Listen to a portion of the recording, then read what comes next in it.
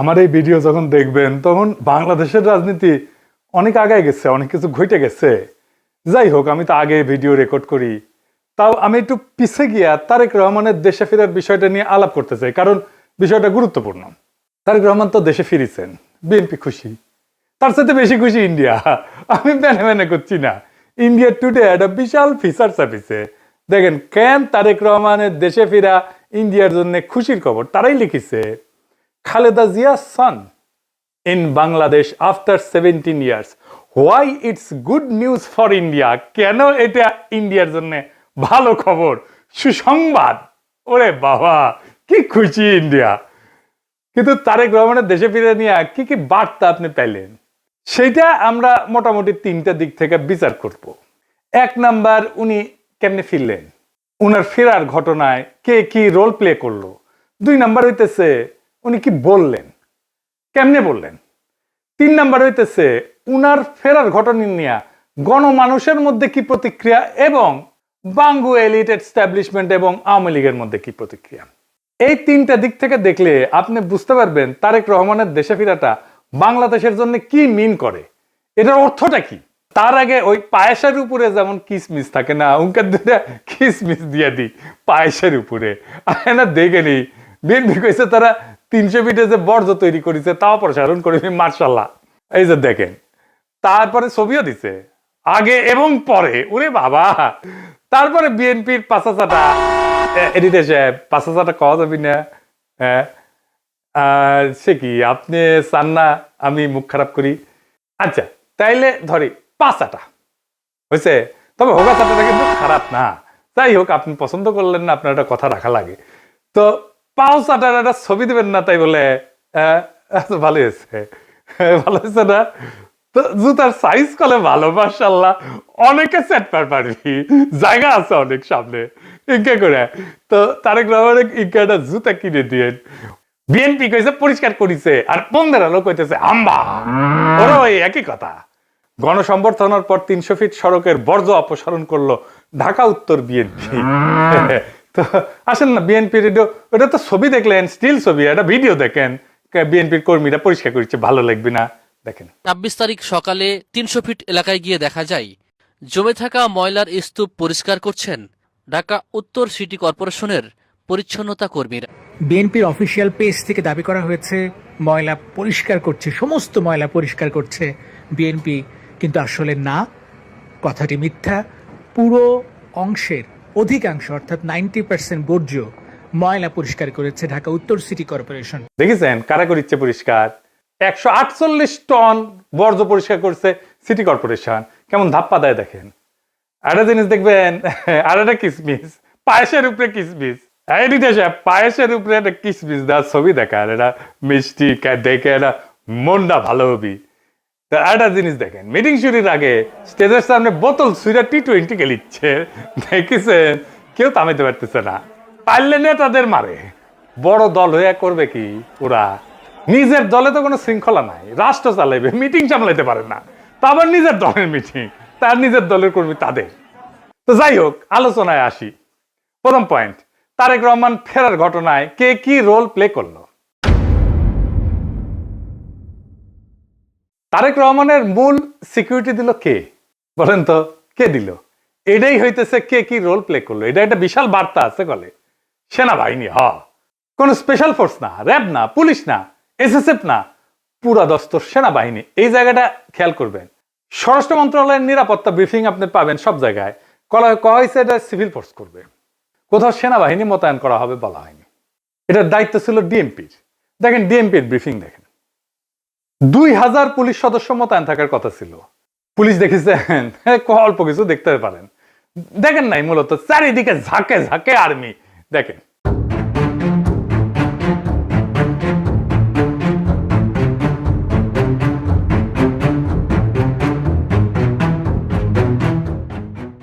বাংলাদেশে কেউ কখনো এরকম নজিরবিহীন নিরাপত্তা পায় নাই, বাংলাদেশের ইতিহাসে পায় নাই, কোন রাষ্ট্রপ্রধান পায় নাই। যাই হোক, এই যে আর্মি নিরাপত্তা, এটা প্রফেসর ইউনূসের সরকার সিভিল প্রশাসনকে উপেক্ষা কইরা ওয়াকার দিছে। এটা ওয়াকারের শক্তি প্রদর্শন, ও বুঝাই দেয় সবাইকে যে আর্মি তারেক রহমানের সাথে আছে, বুঝেছ? এটা হইতেছে message, hidden message. Tarique Rahman বাংলাদেশের নেক্সট প্রাইম মিনিস্টার হওয়া কন্টেন্ডার, সন্দেহ নাই, হইতে পারবে কিনা সেইটা সন্দেহ আছে। তো ওই তো একাই কন্টেন্ডার না, তাই না? ওনার দলের কাছাকাছি সাংগঠনিক শক্তি নিয়ে প্রতিদ্বন্দ্বী রাজনৈতিক জোট দাঁড়াইতেছে, এমন একটা ভাব তৈরি করা হইতেছে তারেক রহমান না থাকলে বাংলাদেশ উচ্ছন্নে যাবে, উনিই পারবেন বাংলাদেশকে পথে আনতে। যাই হোক, আমরা পরের ইস্যুতে যাই। উনি কি বললেন, কেমনে বললেন, আমরা এই ইস্যুতে ফিরে আসব। কেন এরকম ধারণা তৈরি করা হয়েছে উনি নেক্সট প্রাইম মিনিস্টার এবং উনি দেশটাকে ঠিক করতে পারবেন? উনি বক্তৃতায় নিরাপদ জীবন, নিরাপত্তা, এই জীবন জিনিসটা বারবার উল্লেখ করছেন, 5 বার। একটি নিরাপদ বাংলাদেশ আমরা গড়ে তুলতে চাই। নিরাপদে ঘর থেকে বের হলে নিরাপদে ইনশাআল্লাহ ঘরে আবার ফিরে আসতে পারে। যে কোনো মূল্যে আমাদেরকে নিশ্চিত করতে হবে যাতে মানুষ নিরাপদ থাকতে পারে। শিশু হোক, নারী হোক, পুরুষ হোক, যে কোনো বয়স, যে কোনো শ্রেণী, যে কোনো পেশা, যে কোনো ধর্মের মানুষ যেন নিরাপদ থাকে, এই হোক আমাদের চাওয়া। আজকে বিগত 15 বছর স্বৈরাচারের বিরুদ্ধে শত শত হাজারো গুম খুনের শিকার হয়েছে শুধু রাজনৈতিক দলের সদস্য নয়, নিরীহ মানুষের প্রতিবাদ করতে গিয়ে অত্যাচার নির্যাতনের শিকার হয়েছে, জীবন দিয়েছে।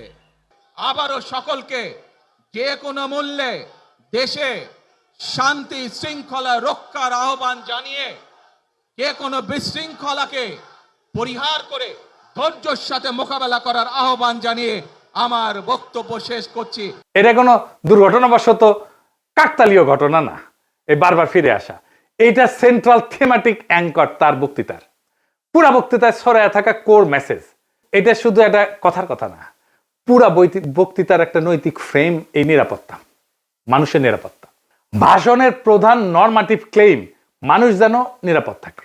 নরমাটিভ ক্লেম কারে কয় জানেন তো? জানেন অবশ্যই, তাও কই আর কি। নরমাটিভ ক্লেম বলতে বোঝায় এমন একটা বক্তব্য যে যা কি হওয়া উচিত, কি করা উচিত, বা কোনটা নৈতিকভাবে সঠিক বা ভুল, এই প্রশ্নগুলোর উত্তর দেয়। এটা কোনো বাস্তব বর্ণনা না, এটা মূল্যবোধ, নৈতিকতা এবং আদর্শ নিয়ে কথা বলে। নরমাটিভ ক্লেম সবসময় এরকম হওয়া উচিত টাইপের দাবি, এবং এই নরমাটিভ ক্লেমের বৈশিষ্ট্য সত্য মিথ্যা দিয়ে যাচাই করা যায় না।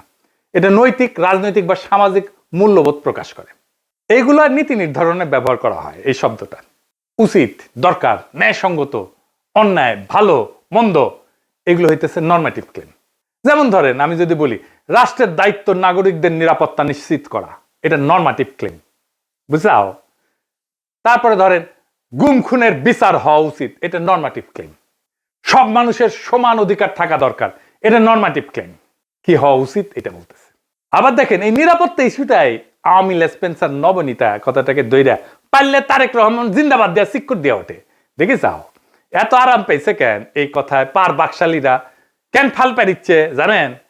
পরে আসিচ্ছি, সব একসাথে নিয়ে এইটা যখন এপিসোড যখন শেষ করবো তখন এটার উত্তরটা পাবেন। এই নিরাপত্তা কথাটা কেন নবনীতার এত পছন্দ, আওয়ামী লীগের এত পছন্দ, সেটা একটু বুঝে দেখে আসেন। এই নিরাপত্তা কথাটাই নবনীতার নেত্রীরা বাঁচাবে, আওয়ামী পান্ডাদের বাঁচাবে। এই নিরাপত্তা কথাটাই আর্মির দুর্বৃত্ত জেনারেলদের বাঁচাবে।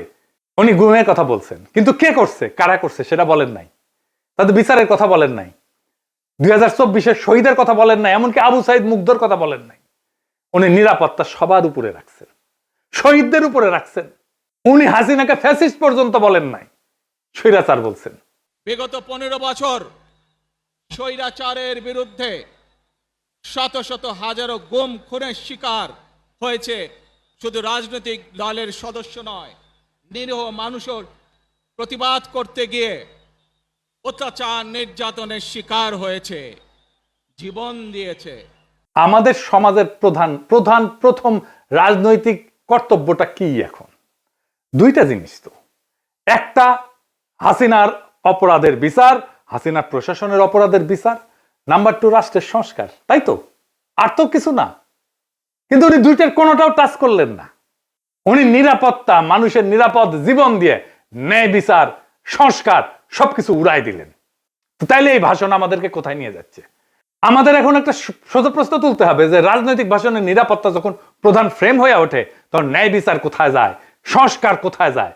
এই প্রশ্নটা বুঝতে হইলে আগে একটা পার্থক্য বুঝতে হবে। আসেন সেটা বুঝে দেখি।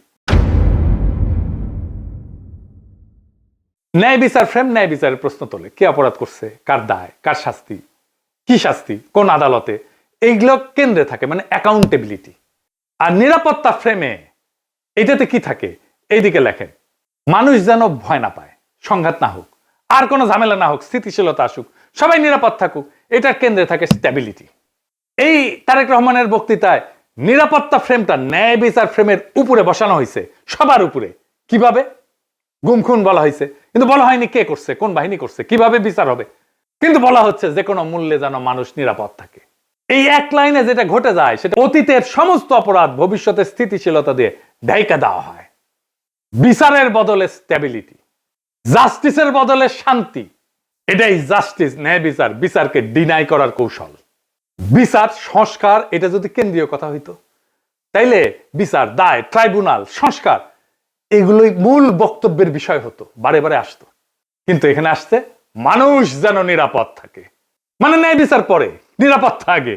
নিরাপদ থাকবে কেমনে? যে অপরাধগুলো হয়েছে সেটার বিচার না হলে নিরাপত্তা কোত্থেকে আসবে? এটা ইচ্ছা করে করছে? হ্যাঁ, ইচ্ছা করে করছে। ন্যায় বিচার বললে ওয়াকার ডরাইবে, ন্যায় বিচার বললে পুলিশের দুর্বৃত্ত পুলিশ অফিসাররা ডরাইবে, ন্যায় বিচার বললে হাসিনা ডরাইবে, আওয়ামী লীগ ডরাইবে। এই নিরাপত্তা ফ্রেমের ভেতরে কি আছে জানেন? এই নিরাপত্তা ফ্রেমের মধ্যে লুকায় আছে আওয়ামী লীগের দায় মুক্তি। কোন আইন করে ক্ষমা না, কিন্তু বিচার না হওয়া। আইন করে ক্ষমা করবে না, কিন্তু বিচারই করবে না। কারণ গুম খুন আছে, দায়ী তো কেউ নাই, কে করছে সেটা তো বলে নাই। বিচারের রোডম্যাপ নাই, নির্বাচনের রোডম্যাপ নিয়ে পাগলা হয়ে গেছিল, বিচারের কোনো রোডম্যাপ নাই। যত সময় যাবে অপরাধগুলো ঝুলে যাবে না? এই কারণেই তরুণেরা, তরুণদের রাজনৈতিক দল এনসিপি বিএনপির সাথে নাই। কারণ তরুণরা তো জানতে চাইবে কে করলো, কেন করলো, শাস্তি কি। নিরাপত্তার ফ্রেম তারেক রহমানের এই উত্তর দেবে না। বিএনপি আর তার বুদ্ধিজীবীরা বুঝতেই পারতেছে না, ন্যায় বিচারকে পিছাই দিলে ভবিষ্যতের বড় রাজনৈতিক সংকট তৈরি হয়। মানুষ যখন বিচারহীনতা দেখবে নিজের হাতে আইন তুলে নেবে। আর শেষ বিচারে তো বিচারহীনতা কোনো ইনসাফ না। যে রাজনৈতিক দল ন্যায় বিচারকে স্থিতিশীলতার নামে পিছায় দেয়, সে একদিন স্থিতিশীলতাকেই হারায় ফেলবে। আর একটা বিষয় হইতেছে, উনি বক্তা হিসেবে ভালো না, মানে নো অফেন্স, উনি বক্তা হিসেবে ভালো না। উদ্দীপনামূলক বক্তব্য উনি দিতে পারেন না। এমন একটা বিশাল অডিয়েন্স পেলে শেখ মুজিব তো ফাটায় ফেলতো। আমাদের এনসিপির নেতারা ভালো বক্তব্য দেয়, হাদিও ভালো বক্তব্য দিত। এই বক্তব্যটা অনেক মানুষ অনেক দিন ধরে মনে রাখবে না। এই বক্তব্য অনেক দিন অনেক মানুষ মিলে শুনবে, এটা হবে না। এইবার আসেন দেখি ওনার ফেরার ঘটনা নিয়ে গণমানুষের মধ্যে প্রতিক্রিয়া কি। আমরা তো আগে বুঝলাম এই সমাবেশ কোনো বড় উদ্দীপনা জাগাইতে পারে নাই মানুষের মধ্যে, কিন্তু মিডিয়া যা হাইপ তুলছে তা বিস্ময়কর। এমন তেলাইতেছে, তারে মার্টিন লুথার কিং বানাই দিছে। এমন তেলাইতেছে তারেক রহমানকে যে তারেক রহমান ভবিষ্যতের প্রধানমন্ত্রী কইয়া পরিচয় করাইতেছে। এটা দেখা খুবই বিরক্তিকর। মিডিয়া হাইপ তুলছিল 2004 সালে ভারতীয় লোকসভা নির্বাচনে, ইন্ডিয়া শাইনিং কইয়া বিজেপি নির্বাচনে নামছিল, গোহারা হারিছে। হিলারি ক্লিন্টনকেও মিডিয়া একদম হাইপ তুলছিল 2016 সালে, গোহারা হারছে ট্রাম্পের কাছে। ব্রেক্সিটেও প্রেডিকশন ছিল ব্রিটেন ইউরোপিয়ান ইউনিয়নে থাকবে, থাকে না। এটা মিডিয়ার প্রেডিকশন ছিল। মিডিয়া ফ্রেম করতেছে তারেক রহমানকে ভবিষ্যতে প্রাইম মিনিস্টার হিসেবে, এটা হবে বিএনপির জন্য ডিজাস্টার।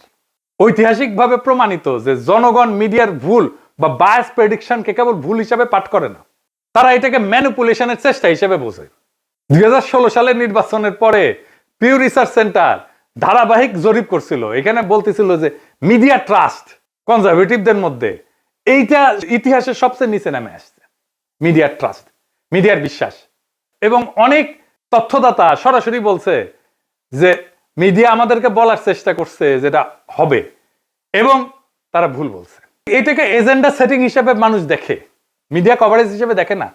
ফুকুয়েটারে বলছিল যখন জ্ঞান বর্ণনা না করে মিডিয়া নির্দেশ দিতে চায় জনগণকে, তখন তা ক্ষমতায় রূপ নেয়। তারা তারেক রহমানের ক্ষমতা তৈরি করতেছে, মিডিয়া ক্ষমতা, ভার্চুয়াল ক্ষমতা তৈরি করতেছে। আর হান্না আন্ড্রেড বলছিল যে এমন ক্ষমতা জনগণ নীরবে সহ্য করে না, সে প্রত্যাখ্যান করে।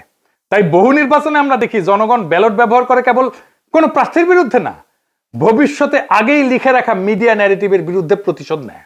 বাংলাদেশের জনগণ এই যে তারেক রহমান আগামীর প্রধানমন্ত্রী, এই মিডিয়া ন্যারেটিভের বিরুদ্ধে প্রতিশোধ নেবে, লিখে রাখতে পারেন আজকের কথা। তারপরে ধরেন পাবলিকের যা হয়রানি হয়েছে দেখেন একটু।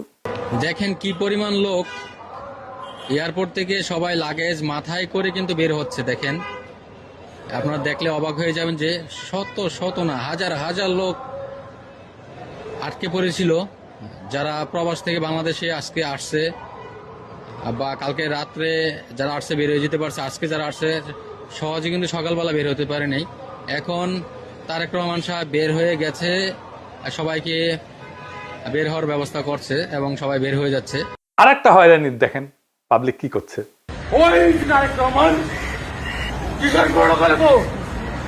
আপনি এই গাড়ির যাত্রী কয়টা বাজছেন এখানে? আপনার অনুভূতি কি? মানে এই যে 2টা বাজে আসছেন, এখন 6টা বাজে। খারাপ লাগছে, মনে হচ্ছে লোকটারে পায়ে জুতা দিতে পারতাম। খুবই কান্না পাচ্ছে, খুবই কি বলবো, ভাষায় প্রকাশ করতে পারতেছি না। একদিকে তো অসুস্থ লোক আসছিলকে দেশের বাড়ি চিকিৎসা করার জন্য, তারপরে এই পরিস্থিতি, দুঃখ লাগতেছে যে আমরা আইছি বাইরে থেকে, আজকে শখ করে একটা গাড়ি নিয়ে আসছে আর এই গাড়ি আমার এয়ারপোর্টের মধ্যে ঢুকতে দিল না। আমি এইভাবে ঠেলিয়ে ঠেলে নিতেছি, এতে তো আমার কাছে ওইটাই মনে হয় যে আমরা মনে হয় যে অপরাধী করছি। তারেক রহমানকে যে বাংলাদেশের ত্রাতা হিসেবে দেখানো হইতেছে, বাঙ্গু সুশীলদের শিরোমণি মতিউর রহমান কইছে যে দেশে রাজনৈতিক শূন্যতা চলতেছে, তারেক রহমান আরো আগে আসলে ভালো হইতো, মানে এই শূন্যতা কাটতো। শুনেন, আমি ব্যক্তিগতভাবে এটা মনে করি যে দেশে একটা রাজনৈতিক শূন্যতা রয়েছে, চলছে, এটা একটা বিপজ্জনক। আমি সবসময় ভাবতাম বা এখনও মনে করি যে বিএনপির ভারপ্রাপ্ত চেয়ারম্যানের আর একটু আগে, বেশ একটু আগে যদি আসতে পারতেন, তাহলে এক্ষেত্রে হয়তো বিএনপি এবং দেশের মধ্যে একটা ভালো সুবিধাজনক অবস্থা তৈরি হতে পারত। তাকে বাংলাদেশের রাজনীতিতে অপরিহার্য প্রতীকে পরিণত করা হয়েছে। তারেক রহমানের রাজনৈতিক শক্তি যেদিন থেকে তারেক রহমানকে রাজনীতিতে অপরিহার্য প্রতীকে পরিণত করা হয়েছে, তারেক রহমানের রাজনৈতিক শক্তি সেদিনই শূন্য হয়ে গেছে। তারেক রহমানকে ছাড়া বিপ্লব হইল না একটা, ওনাকে ছাড়া তো, ওনাকে ছাড়া দেশ বাঁচবে না, রাষ্ট্র বাঁচবে না, এটা একটা কথা।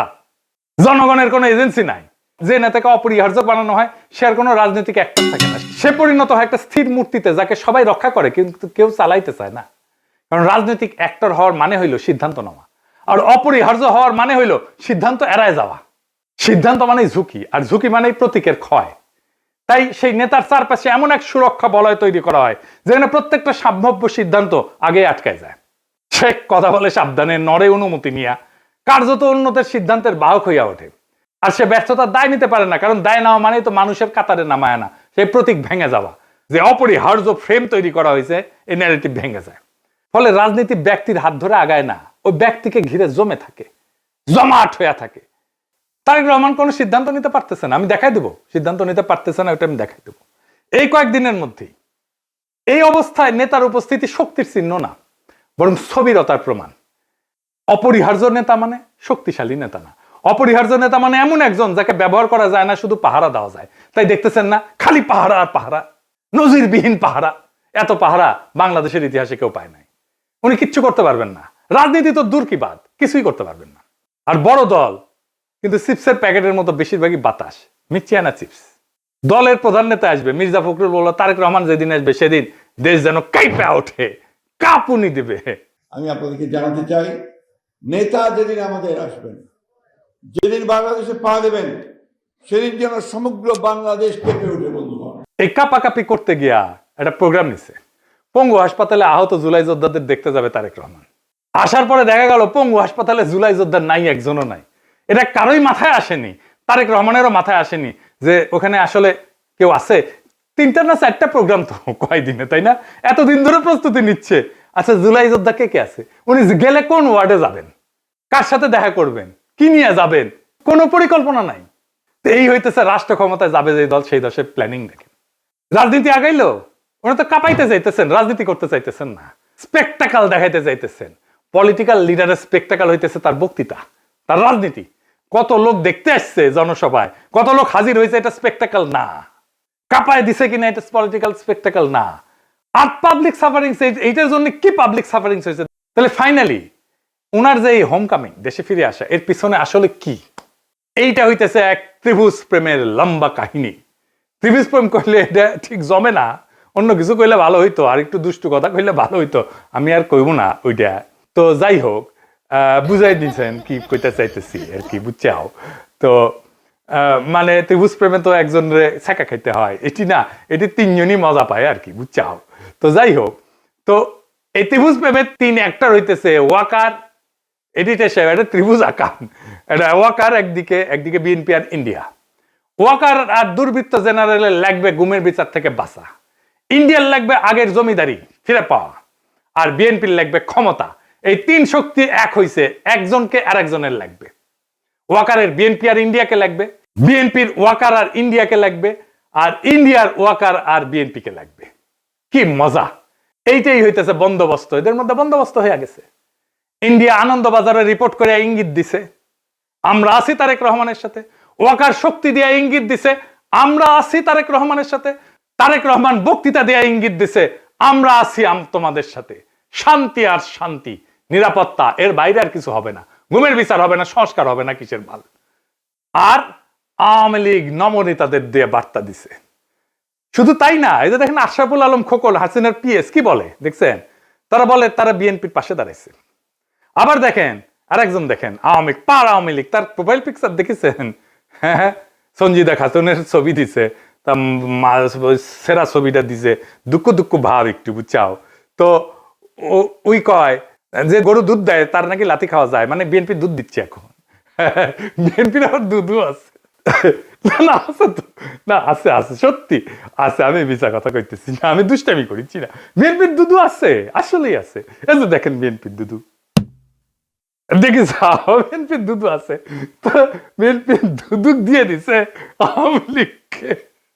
যাই হোক, আপনি কিছুদিন পরে দেখবেন পার নাস্তিক গুলা দাঁড়াইতেছে বিএনপির পাশে এবং তারা বলতেছে আমরা বিএনপিকে ভোট দিব। আমি দেখাই দিব, বলতেছে তারা পার নাস্তিক, যাদেরকে ঘৃণা করেন আপনারা। বিএনপিকে ক্ষমতা আনার জন্য এই সবগুলো শক্তি এক হয়েছে। কেন্দ্র দখল করবে, প্রশাসনকে কাজে লাগায়, পুলিশকে কাজে লাগায়, গুন্ডা আর হুন্ডা দিয়ে নির্বাচন হবে, আর্মি বসে থাকবে, অথবা আর্মিও পিটাবে পাবলিককে, ব্যালট বাক্স লুট হবে। আওয়ামী লীগের পুরো সংগঠন বিএনপির জন্য কাজ করবে, টাকা আসবে, খালি টাকা আর টাকা, লুট করা টাকা ফেরত আসবে কিছু।